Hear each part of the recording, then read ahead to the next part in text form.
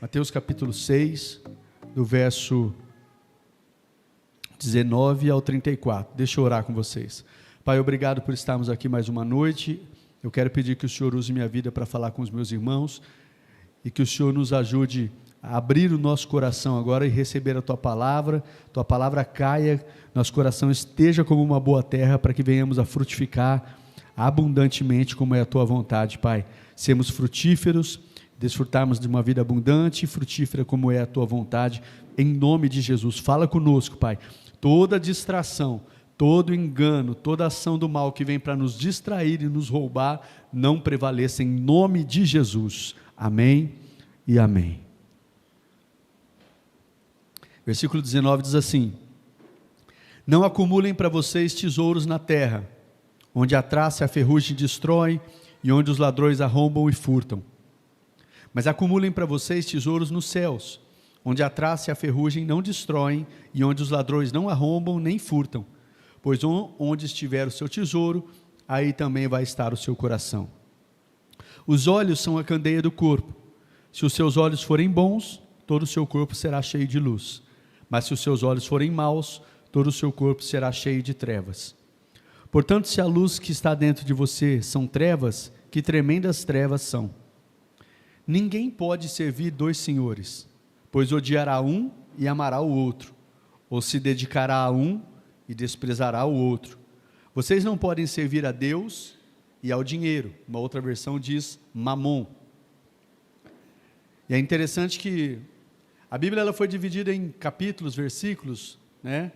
Até para um melhor entendimento, mas quando você olha na continuidade do texto, quando ele diz assim, vocês não podem servir a Deus e ao dinheiro. Logo na sequência, no verso 25, ele diz, portanto. Então essa aqui é uma ligação com o que ele está dizendo anteriormente, queridos. Vocês não podem servir a Deus e ao dinheiro, portanto, eu lhes digo, não se preocupem com a sua própria vida, quanto ao que comer ou beber, nem com o seu próprio corpo, quanto ao que vestir. Não é a vida mais importante que a comida? E o corpo mais importante que a roupa? Observem as aves do céu. Elas não semeiam, nem colhem, nem armazenam em celeiros. Contudo, o Pai Celestial as alimenta. Não tem vocês muito mais valor do que elas? Quem de vocês, por mais que viva preocupado, pode acrescentar uma hora que seja a sua vida? Por que vocês se preocupam com roupas? Vejam como crescem os lírios do campo. Eles não trabalham nem tecem. Contudo, eu lhes digo que nem Salomão, em todo o seu esplendor, vestiu-se como um deles. Se Deus veste assim a erva do campo, que hoje existe e amanhã é lançada ao fogo, não vestirá muito mais a vocês, homens de pequena fé? Portanto, não se preocupem dizendo, que vamos comer, que vamos beber, ou que vamos vestir, pois os pagãos é que correm atrás dessas coisas, mas o Pai Celestial sabe que vocês precisam delas, queridos. Busquem, pois, em primeiro lugar o reino de Deus e a sua justiça, e todas essas coisas lhes serão acrescentadas. Portanto, não se preocupem com o amanhã, pois o amanhã trará suas próprias preocupações. Basta a cada dia o seu próprio mal. Amém, queridos? Como eu disse na semana passada, eu trouxe uma palavra falando sobre ansiedade, né? Uma palavra que eu acredito ser muito importante para os nossos dias, queridos. Uma palavra muito atual, muito importante. Por que é importante? Não para dar ênfase à ansiedade, mas uma palavra muito importante porque hoje as pessoas têm andado muito ansiosas, preocupadas, inquietas, depressivas, síndrome do pânico, e tudo nesse sentido, doenças emocionais, psicossomáticas, tem afetado demais milhares e milhares de pessoas. Então é uma palavra importante de nós ouvirmos e aprendermos sobre isso. E pela graça de Deus, na semana passada, a gente viu uma palavra falando sobre isso, e o tema não é ansiedade em si, mas vencer a ansiedade, né? É muito importante, como eu disse, e nessa primeira parte, nós de vencer a ansiedade, e hoje eu quero, através desse texto, nós vimos lá em Filipenses capítulo 4, hoje eu quero, através do texto de Mateus 6, eu quero dar continuidade a essa mensagem, a segunda parte, vencendo a ansiedade, e se Deus quiser, eu quero terminar hoje, né? Eu não quero me estender em mais uma mensagem não, eu quero ver se eu termino essa mensagem hoje, nessa segunda parte, né? E como eu disse nessa primeira parte, queridos, nós vimos que a ansiedade é o mal desse século, tem afetado milhares de pessoas, e infelizmente tem entrado dentro da igreja, né? Porém, a gente começou a ver também naquela primeira parte, que pela palavra de Deus, que é possível vencer a ansiedade. Mais uma vez, a ênfase aqui não é para dar ênfase na ansiedade, mas é para dar ênfase que é possível vencermos a ansiedade. E a gente começou a ver pela palavra que isso é possível, queridos. É possível. E como filhos de Deus, né, sermos luz para as pessoas que estão sufocadas, estão ali, queridos, esmagadas debaixo do peso da ansiedade. A palavra nos diz para sermos luz para essas pessoas.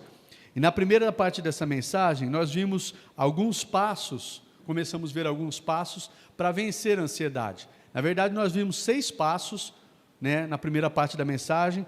Eu vou só citar, não dá para a gente se aprofundar, já ministrei na semana passada.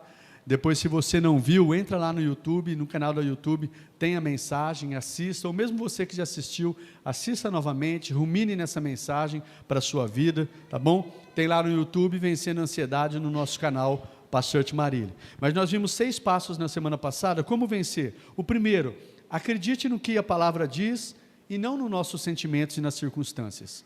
Primeiro passo. Segundo passo, persevere na sua vida de oração. Terceiro, tenha uma vida de ação de graças. Quarto, ocupe a sua mente com tudo que é bom. Quinto, se esforce para colocar em prática o que você tem aprendido da palavra. E o 6º passo que nós vimos na semana passada, pegue para se espelhar em quem ou naquilo que tem dado certo. Amém? Esse foi alguns dos passos, 6 passos na verdade, que nós vimos na semana passada. E hoje eu quero continuar, hoje tem mais 6 passos. Como eu disse, eu quero ver se eu termino hoje essa mensagem, me programei para terminar hoje. E na verdade tem mais 6 passos que eu quero compartilhar com vocês. Eu sei que tem muito mais coisas, mas eu quis colocar esses 6 passos, 6 da semana passada e mais 6 hoje, falando sobre ansiedade, como vencermos, né?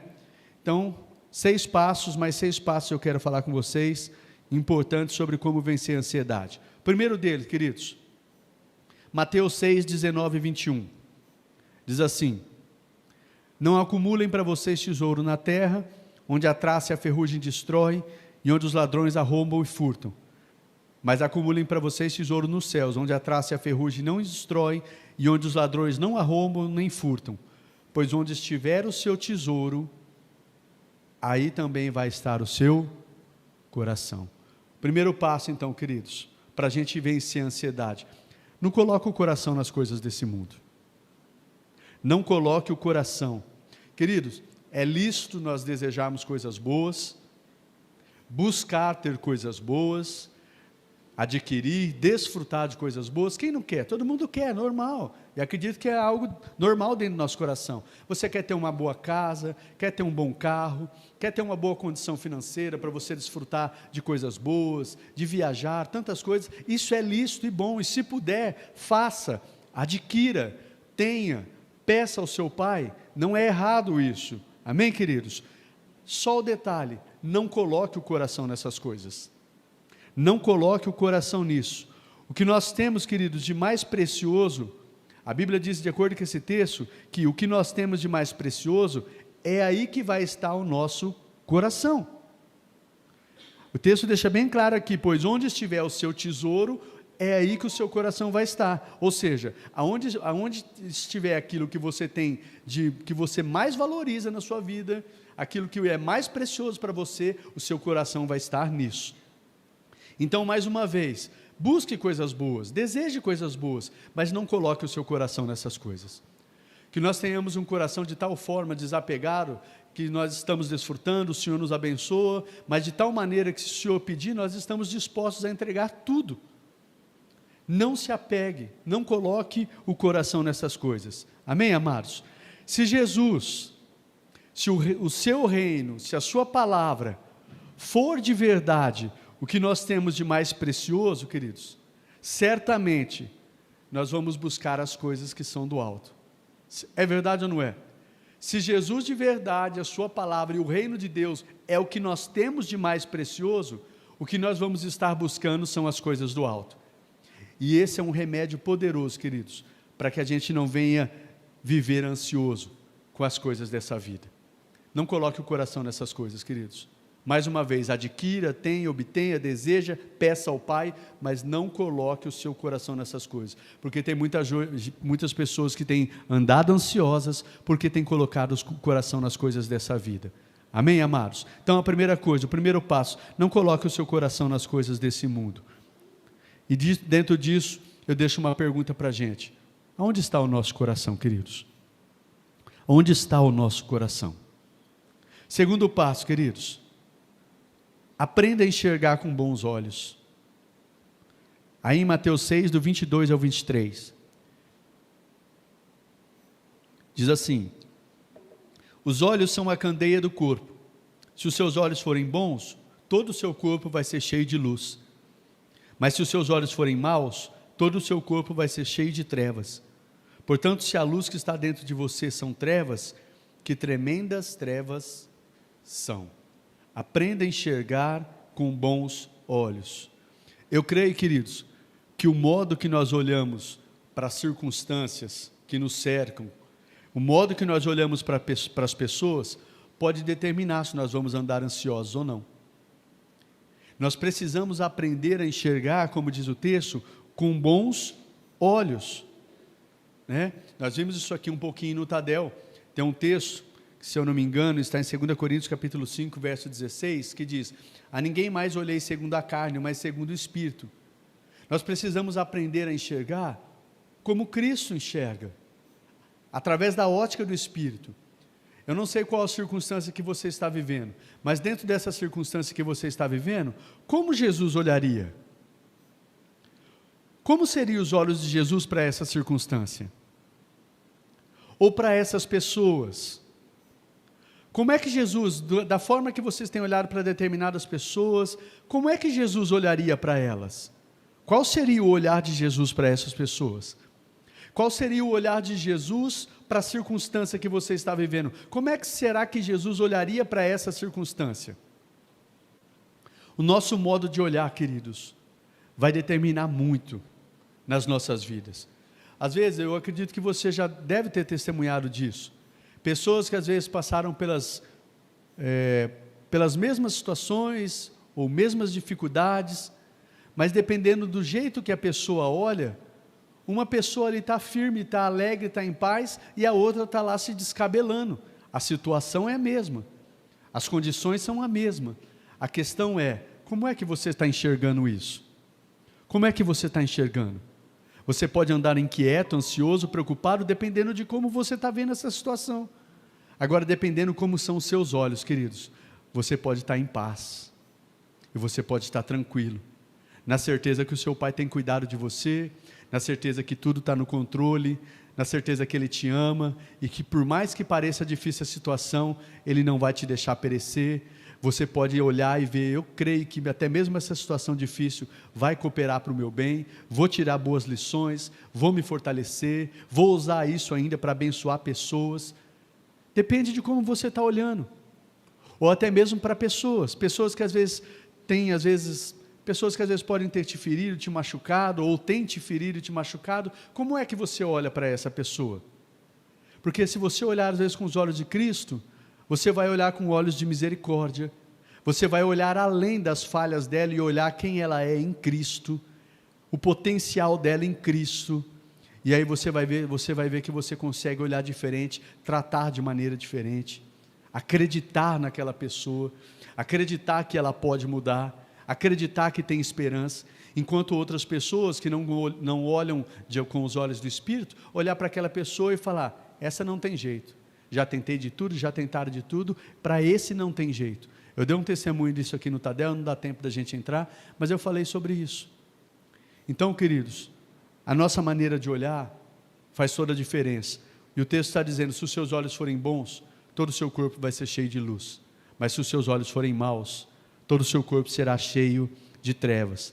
Talvez, queridos, preste atenção, talvez o que precisa começar a mudar não é a circunstância e não é nem essa pessoa. Talvez o que precisa começar a mudar é a sua maneira de enxergar as coisas, é o seu modo de olhar. E quando você começar a olhar de maneira diferente, mesmo antes de mudar as circunstâncias, você já vai começar a desfrutar de paz e de alegria, e não vai andar ansioso, inquieto por nada. Amém? Então essa é a segunda coisa, aprenda a enxergar com bons olhos. Terceiro passo, Mateus 6, 24.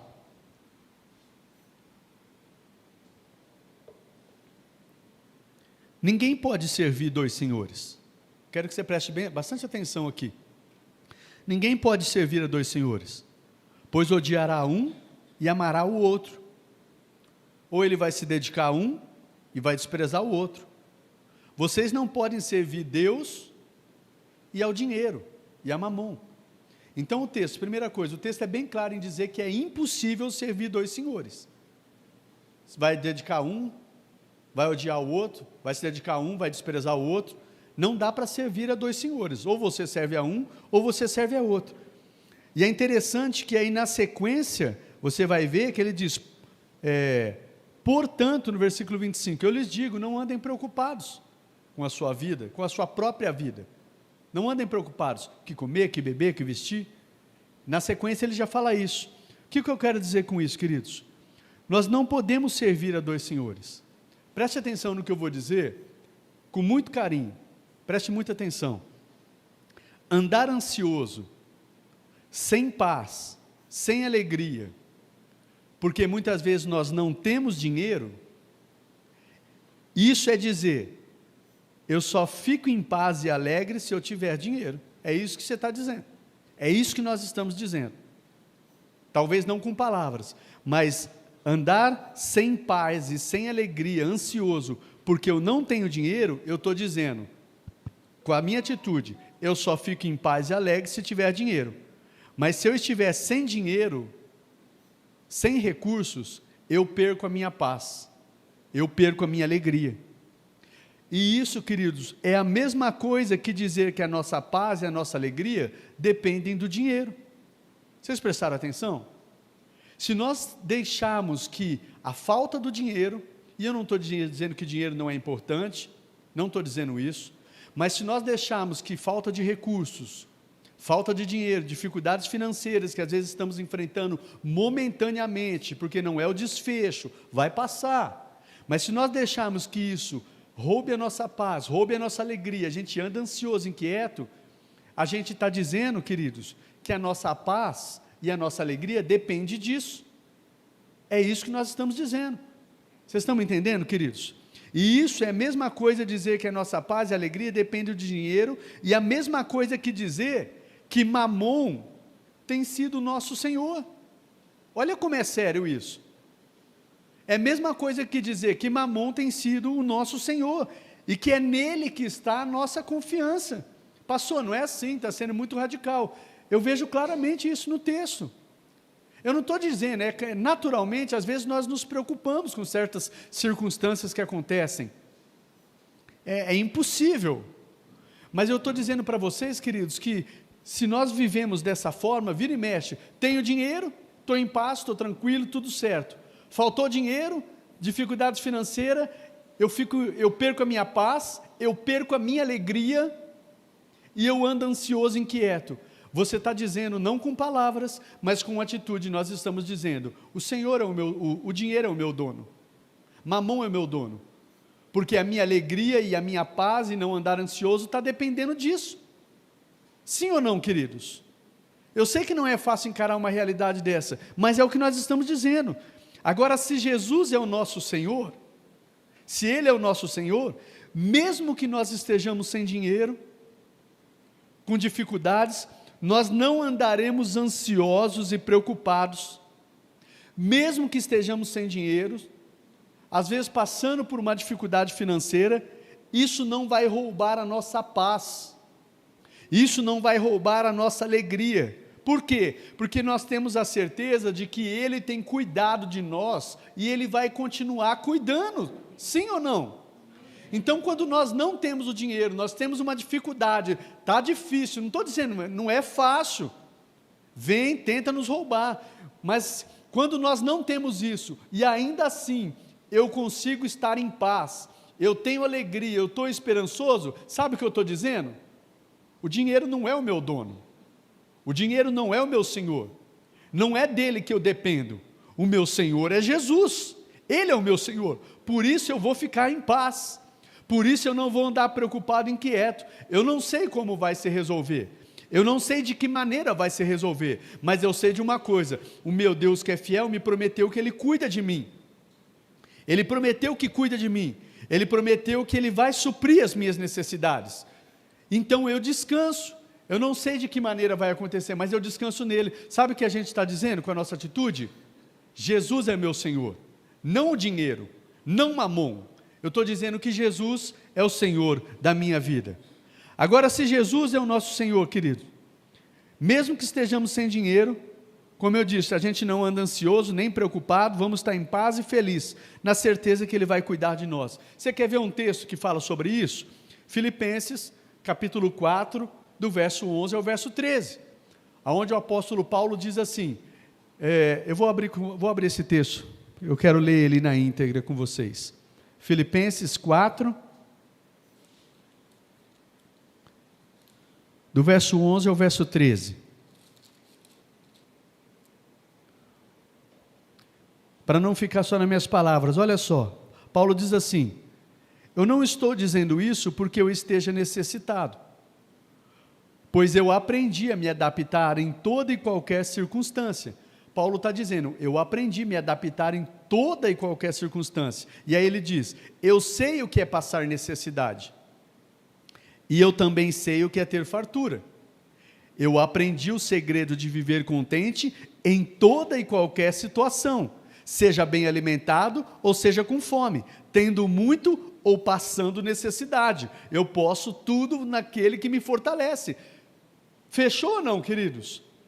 Aqui Paulo está dizendo, eu aprendi o segredo de viver contente, alegre, tendo dinheiro ou não, tendo fartura ou passando necessidade, na bonança ou na escassez. Eu aprendi o segredo. Eu posso estar no momento de escassez, eu estou feliz. Eu posso estar no momento de bonança, eu estou feliz.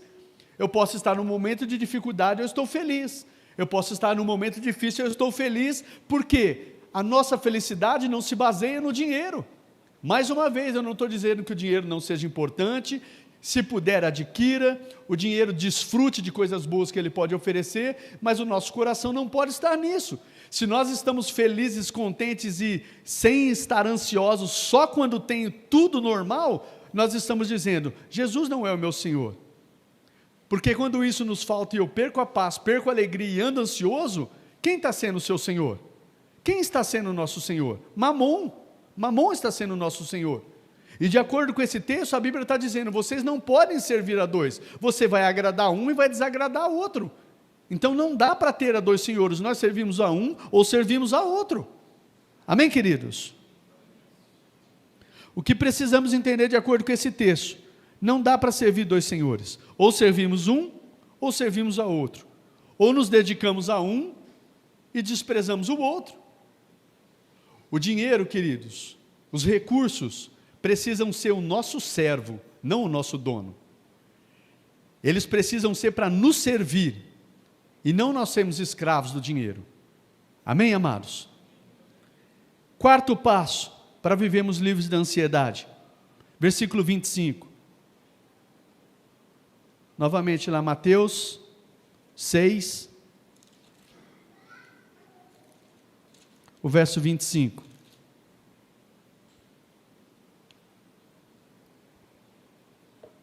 Portanto, eu lhes digo, não se preocupem com a sua própria vida. Queridos, quando eu estava meditando nessa passagem, nesse espaço, isso me veio muito forte ao coração.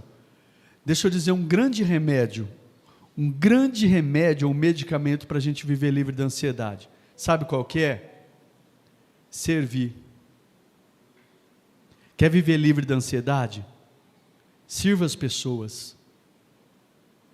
Entenda que nós fomos colocados aqui para servir. Servir é um grande remédio para nós não andarmos ansiosos e preocupados por coisa alguma. Aqui o texto está dizendo, depois, logo na sequência que ele fala, vocês não podem servir a Deus e a Mamon, na sequência ele fala, portanto eu lhes digo, não fiquem preocupados com a sua própria vida. Com isso, não significa que você não tem que se amar, Não significa que você não tem que se cuidar, não é isso. A própria Bíblia diz que nós temos que amar os outros como a nós mesmos.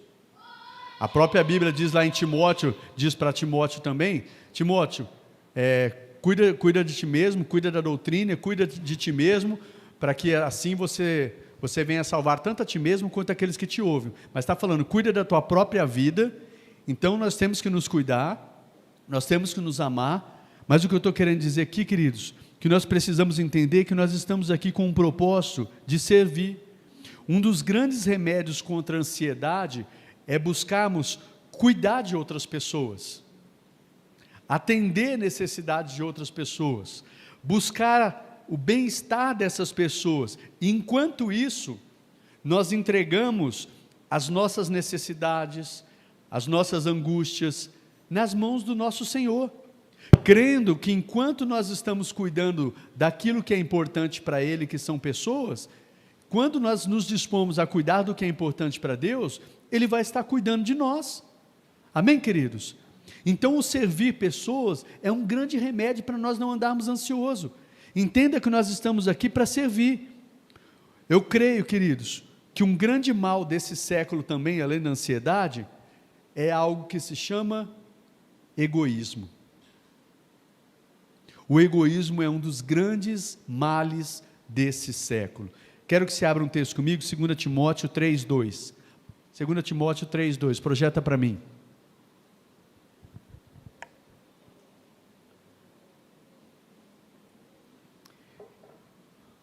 Isso porque os homens serão amantes de si mesmo, apegados ao dinheiro, arrogantes, orgulhosos, blasfemos, desobedientes aos pais, ímpios. Deixa eu ver aqui na minha versão, 2 Timóteo 3:2, eu quero...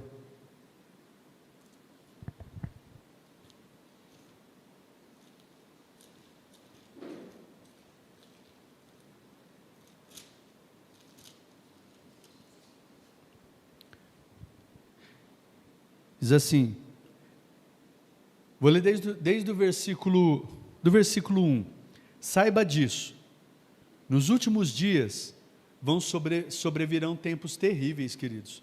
E que tempos terríveis são esses? Os homens serão egoístas,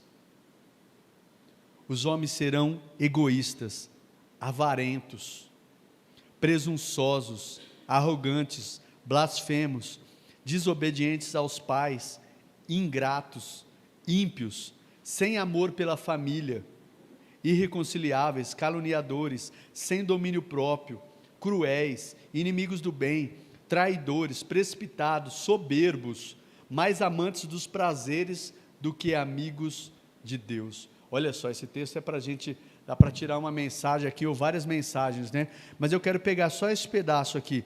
Os homens serão egoístas. Eu creio, queridos, como eu disse, um dos grandes maus desse século é que as pessoas são muito egoístas. E quando falando o egoísmo, se nós não cuidarmos, de tomar conta do nosso coração. E quando está falando aqui, que saiba disso, nos últimos dias os homens serão assim, eu acredito que não está fazendo menção somente às pessoas lá de fora. Eu acredito que está nos dando um alerta como igreja.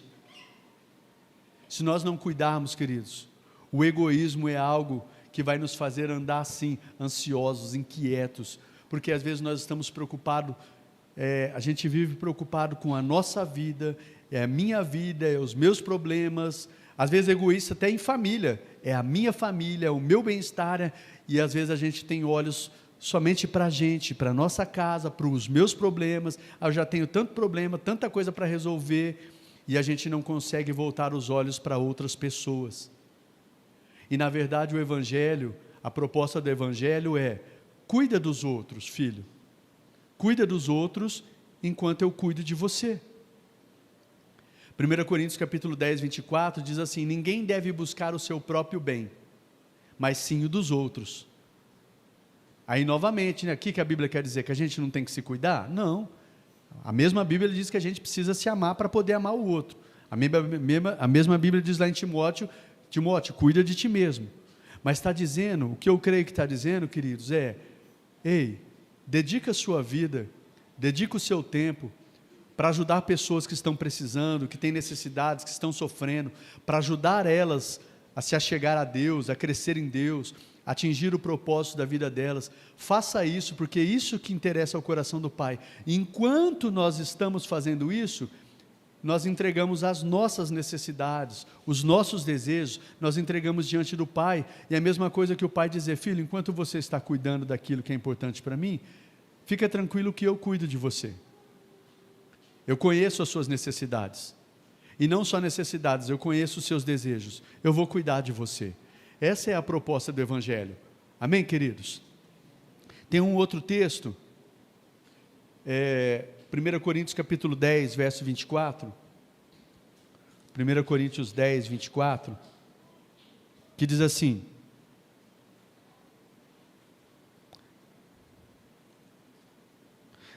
não, esse eu citei já, né? Ninguém deve buscar o seu próprio bem, mas sim o dos outros.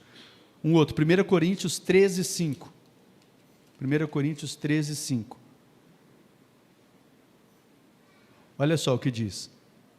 Aqui está falando sobre o amor, a característica do amor, queridos. O verdadeiro amor, o amor ágape, o amor de Deus. Eu quero ler desde o versículo 4.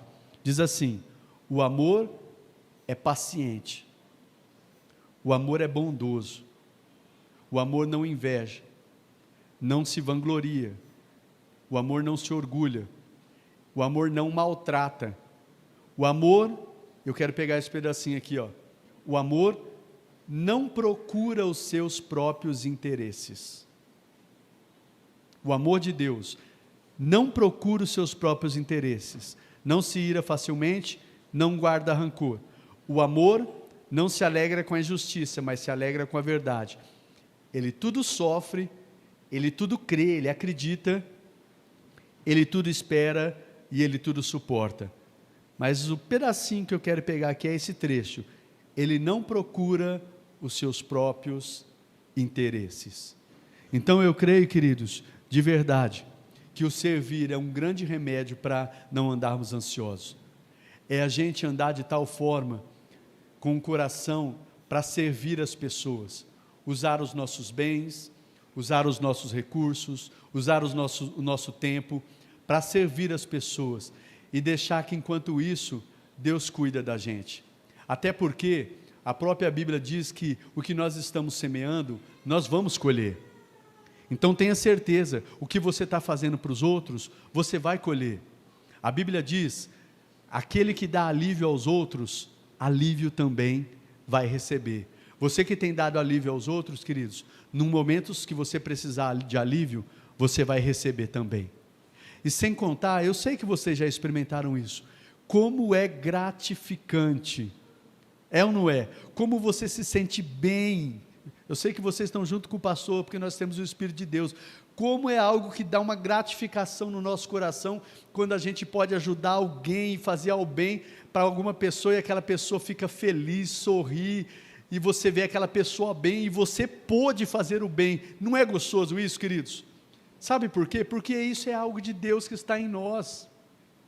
Como é gostoso quando a gente tem dinheiro. Por isso que eu creio que a gente tem que orar assim para Deus nos prosperar. Não é para a gente ser ganancioso, mas prosperar para quando você vê alguém em necessidade, você poder ter para dar.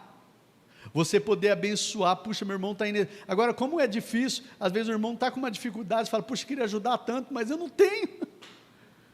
Mas como é bom você ter e falar: meu irmão, eu quero te abençoar. Aquilo não dá uma alegria no coração? E é bíblico. A Bíblia diz lá em Atos 20, 35, a maior alegria em dar do que em receber. E é verdade, queridos. Eu, pela graça de Deus, diversas vezes já pude experimentar de poder abençoar. Esses tempos, eu falei, estava no banco, fazia tempo que eu não fazia isso, senti no coração, fui fazer um depósito que eu precisava fazer, aí eu vi um rapaz sentado na porta ali vendendo doce, eu senti, tirei R$50, falei: ó, quero te abençoar, meu irmão. Ele ficou assim, dei R$50, ele estava vendendo paçoquinha ali, e não é porque estava sobrando para mim não, queridos, não é porque estava sobrando, mas eu falo para vocês, eu saí dali com uma alegria no coração, queridos. Por quê? Porque é algo de Deus que está em nós, é algo de Deus que está em mim e em você. Então servir é uma das grandes armas, ou um dos grandes remédios, para que a gente não ande ansioso, preocupado. Muitas vezes estamos ansiosos, preocupados, inquietos, porque nós estamos com os olhos focados muito em nós mesmos, nas nossas dificuldades, nos nossos problemas. A gente está com os olhos voltados só para o nosso umbigo, e isso nos faz andar assim. Começa a olhar para os outros, começa a olhar para outras pessoas, começa a usar o que você tem, ainda que nos poucos recursos que você tem, compartilhe o que você tem, compartilhe o seu tempo, compartilhe as suas finanças, né? Compartilha o que Deus tem te dado, os seus dons, os seus talentos. Usa às vezes você tem um talento, você conserta alguma coisa, fala, eu vou lá abençoar meu irmão, lá está com a torneira quebrada, eu sei consertar a torneira, eu vou lá consertar a torneira do meu irmão, eu vou lá fazer isso, eu vou fazer alguma coisa que abençoa a vida do meu irmão. Compartilha, abençoa. Nós fomos chamados para isso, isso nos dá alegria, e isso é algo que vai multiplicando. Você faz isso na vida de outros, aquela pessoa realmente se torna uma corrente, aquela pessoa faz isso para outros também, e é isso que Deus nos chama para fazer. Amém, queridos? E isso é uma das grandes armas para a gente não viver ansioso. Nós estamos falando sobre ansiedade, né? Não viver ansioso, preocupado, inquieto. Amém? Quinto passo, estamos quase encerrando. Como é que eu faço para viver livre da ansiedade? Vamos lá de novo em Mateus 6.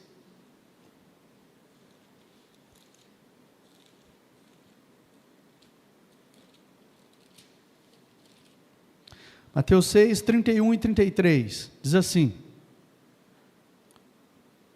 portanto, não se preocupem dizendo que vamos comer, que vamos beber, ou que vamos vestir.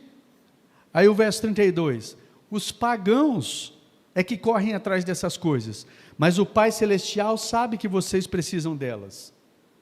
Busquem em primeiro lugar o reino de Deus e a sua justiça, e todas essas coisas vão ser acrescentadas.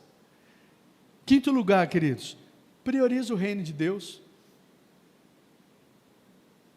Prioriza, o texto é bem claro em dizer, queridos, as pessoas que estão aí correndo, né, correria aí, correndo atrás de dinheiro, e mais uma vez, eu não estou dizendo que dinheiro não seja importante, mas viver correndo atrás de dinheiro, as pessoas que andam assim o tempo inteiro achando que o dinheiro vai ser a solução de todos os seus problemas, né, igual nós ouvimos muitas pessoas brincar, né, dinheiro não traz felicidade, mas manda buscar.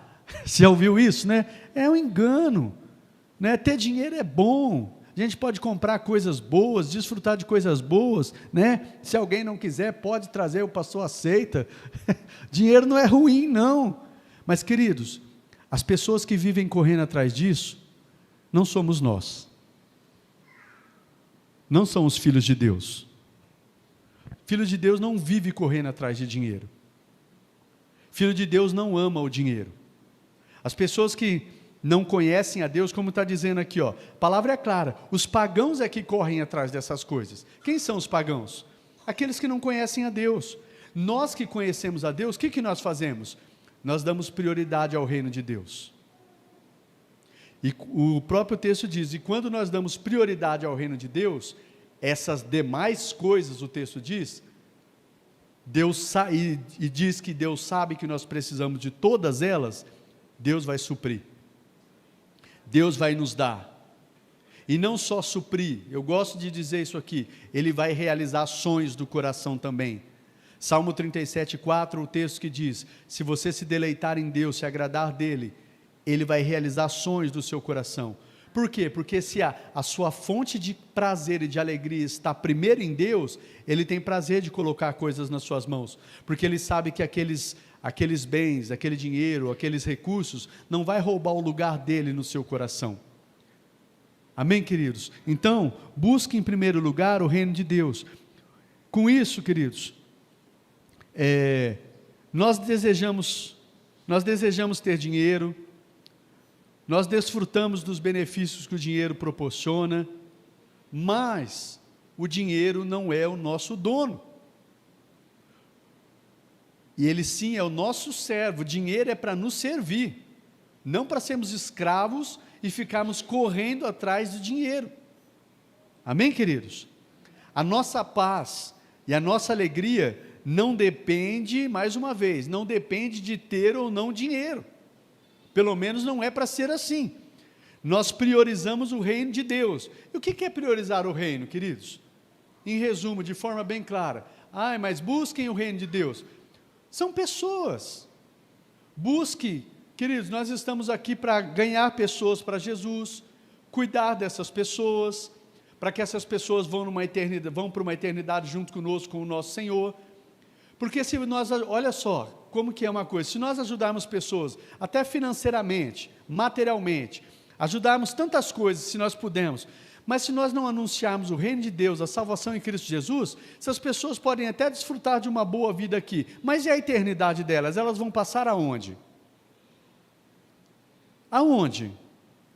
Então, queridos, o que está em jogo é a eternidade. Quando fala priorize o reino de Deus, priorize o que é importante para Deus. O que é importante para Deus? O importante para Deus é que pessoas conheçam o evangelho da salvação, rendam a sua vida a Cristo, entendam que são pecadoras, precisam se arrepender e aceitar o sacrifício de Cristo Jesus, para que um dia elas vão estar na eternidade. Que mais?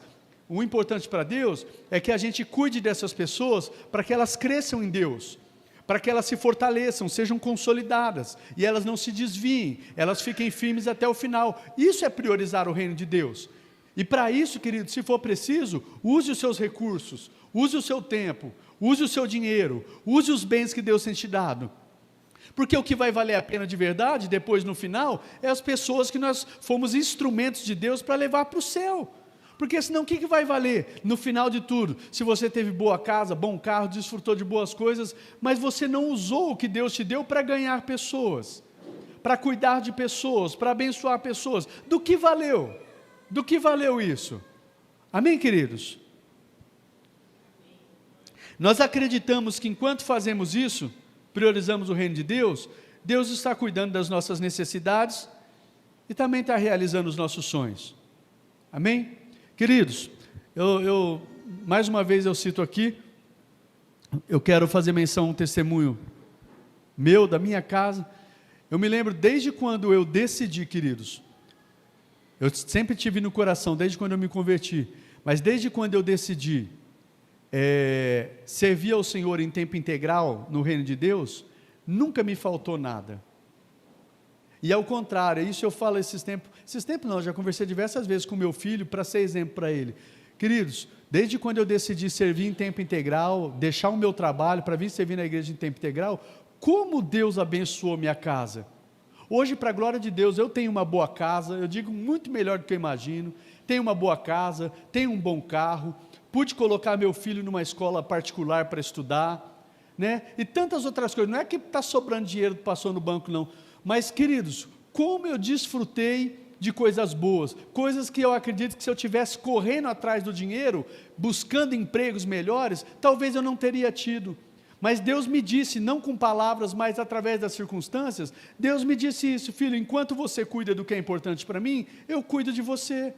Como eu disse, Deus realizou o nosso sonho da casa própria, num lugar muito bom, uma casa muito boa, tinha desejo de ter um carro bom, que eu não tinha condições financeiras. Deus preparou um carro bom na época eu lembro que nós compramos até um Corolla, quando minha sogra ganhou um carro 0 km do shopping, aí compramos um carro novo. Hoje troquei de carro também, estou com um carro bom, não estou dando ênfase a bens materiais não, eu só estou dizendo para vocês, que quando a gente cuida das coisas de Deus, Deus cuida de nós. E não só necessidade, não é só Deus que está, estou o pão aqui, você está necessidade de comer o pão, não, Deus também realiza sonhos, como eu disse, eu não tinha nem necessidade de ter um carro melhor, mas era um sonho, era um desejo, e Deus me deu condições de ter um carro melhor. Meu filho poderia estudar numa escola do Estado, numa escola pública, poderia, mas Deus nos deu condição de colocar o Davi numa escola particular, porque um dia foi um pastor em casa, sabia que eu era pastor, conversou conosco e nos abençoou, nós ganhamos praticamente quase 100% de bolsa. Quem fez isso? Deus. Não dá para contar novamente a história da casa que nós compramos, né? Para vocês terem uma ideia, queridos, a casa que nós compramos, esses dias nós acabamos de finalizar a questão de documentação, nós compramos acho que há 3, 4 anos atrás, a casa foi avaliada, a casa praticamente dobrou de preço. Quem fez isso? Deus. Então, quando nós cuidamos das coisas de Deus, Deus está cuidando da gente, necessidades, sonhos, desejos.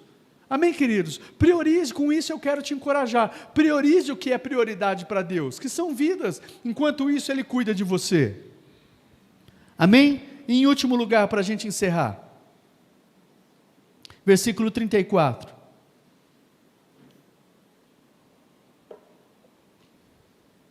Portanto, não se preocupem com o amanhã, pois o amanhã trará suas próprias preocupações. Basta cada dia o seu próprio mal. Em outras versões diz, os problemas de cada dia. Último lugar, eu quero encerrar dizendo para você, querido, se concentre em resolver os problemas do dia. Se concentre em resolver os problemas e desafios do dia. Amanhã, você vai se concentrar em resolver o problema do amanhã. Então, um dia de cada vez. Com isso, eu não estou dizendo, isso não significa que você não deve se organizar, que você não deve fazer planejamento para o futuro, eu não estou dizendo isso. Se planeje, se organize, planeje o seu futuro, isso é importante. Mas o que eu estou querendo dizer é, faça o planejamento, faça a organização, para que você não venha sofrer coisas futuras, mas depois que você fez tudo isso, queridos, se concentre no problema do dia. Basta cada dia o seu próprio mal, os desafios, os problemas diários. Às vezes você está enfrentando, você precisa resolver algo hoje, mas você já está sofrendo porque está resolvendo algo de hoje, e você já está pensando no de amanhã, no de semana que vem, e já se concentre em resolver os desafios e problemas que surgiram nesse dia. Amanhã é outro dia. Deus vai dar graça a cada dia para você resolver os problemas que estão surgindo. A ansiedade é você ficar preocupado com o dia de amanhã, como é que vai ser? Será que semana que vem eu vou ter aquela parcela? Será que semana que vem eu vou ter aquilo? Querido, resolve hoje. Esse problema que diz que nós vamos ter problemas, vamos ter desafios, se concentre em resolver hoje, se organize como pode, mas se concentre e viva um dia de cada vez, e você vai ver que Deus vai dar graça diariamente, para você vencer o problema de cada dia, e não deixe roubar a sua paz e a sua alegria. Amém, queridos? Olha um texto que fala sobre isso, bem conhecido, Mateus 6,11, aí mesmo em Mateus, uma oração que nós conhecemos, diz assim, Jesus ensinando os discípulos a orar, dá-nos hoje o pão de cada dia. Jesus está ensinando, dá-nos hoje o pão de cada dia, a porção, e amanhã? Amanhã eu oro de novo, e depois de amanhã eu oro de novo. Sabe o que isso nos ensina? A depender de Deus diariamente, queridos. Nós precisamos depender de Deus diariamente, aprender a depender dEle diariamente. Tem um texto, eu vou só citar para vocês, Êxodo, capítulo 16, e o verso 19, que é aquele texto que fala que do maná, que o maná vinha dos céus, e eles tinham que recolher a porção diária, e Deus dá até uma ordem para o povo, fala assim, vocês saiam e recolham a porção do dia. Tanto é que alguns engraçadinhos foram querer recolher mais, e diz que aquilo criou bicho e cheirou mal. Por que aconteceu isso? Deus estava querendo ensinar aquele povo, eu quero que vocês aprendam a depender de mim todo dia. Agora, por que alguns guardaram? Deus não havia dito que todos os dias o maná ia estar ali? Deus não disse? Então o que Deus queria? Confia em mim, filho. Amanhã você vai sair, o maná vai estar lá. E depois de amanhã, você vai sair, o maná vai estar lá. Agora alguns foram recolher para mais dias. Agora, diga para mim, queridos, por que alguns foram recolher para mais dias? Qual seria o motivo? Fala para mim. Por que o motivo de alguns recolherem mais de um dia? Por quê? Talvez alguns pudessem pensar, vai que amanhã não tem, vai que amanhã eu chego e não vai ter. Então é isso que Deus quer nos ensinar, queridos. Depende de cada dia, o pão nosso de cada dia nos dá hoje. Ele te dá a provisão de hoje e amanhã Ele vai te dar de novo. Ele vai dar a graça para você a cada dia. E assim, queridos, Nós não vamos viver ansiosos, preocupados, inquietos. Mamon não vai ser o nosso dono. Jesus é o nosso dono e o nosso Senhor. E se verdadeiramente nosso coração está conectado com Ele, independente das circunstâncias que nos cercam, nós temos paz, nós temos alegria, e nós não andamos ansiosos por coisa alguma. Fica de pé.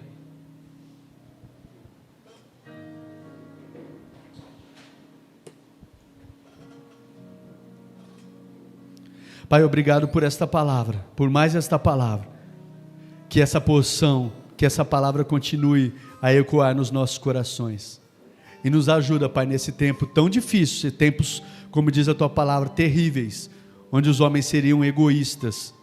Nos ajude, Pai, a não andar ansiosos e preocupados, de forma egoísta.